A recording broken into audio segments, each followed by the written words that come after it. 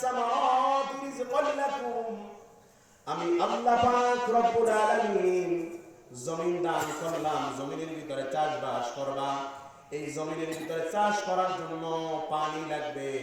আমি আল্লাহ বৃষ্টির মাধ্যমে আসমান থেকে বৃষ্টি বর্ষণ করে তোমার জন্য পানির ব্যবস্থা করলাম, যাতে তুমি চাষবাস করতে পারো। বান্দা, একটাই মাত্র কারণ, ইল্লা লিয়াবুদুন, ইবাদত করবা কার? আল্লাহ।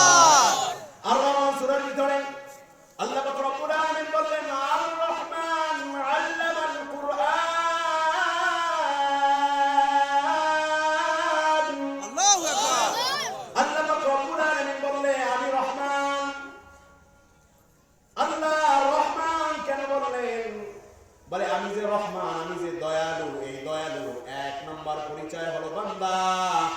ও আমার বান্দা, ভালোভাবে খেয়াল করো, আমি ঝর্ণা দিলাম পানির জন্য, নদী দিলাম পানির জন্য, সাগর দিলাম পানির জন্য, কত পানির ব্যবস্থা করলাম। তারপরে আমি আল্লাহ দেখি বান্দা, তোমার দৌড় করে পৌঁছে দেওয়ার জন্য এই পানি তোমার জন্য যথেষ্ট নয়। আল্লাহ পাক রব্বুল আলামিন দেখলেন, বান্দা তোমার ঘরে ঘরে দুয়ারে দুয়ারে পানি পৌঁছে দেওয়ার জন্য কি সিস্টেম করা যায়।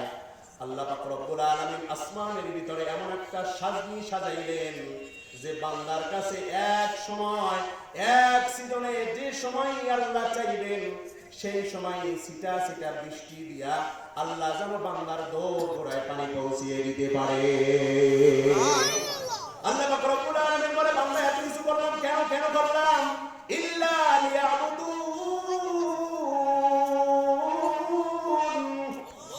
একমাত্র ইবাদত করবা কার?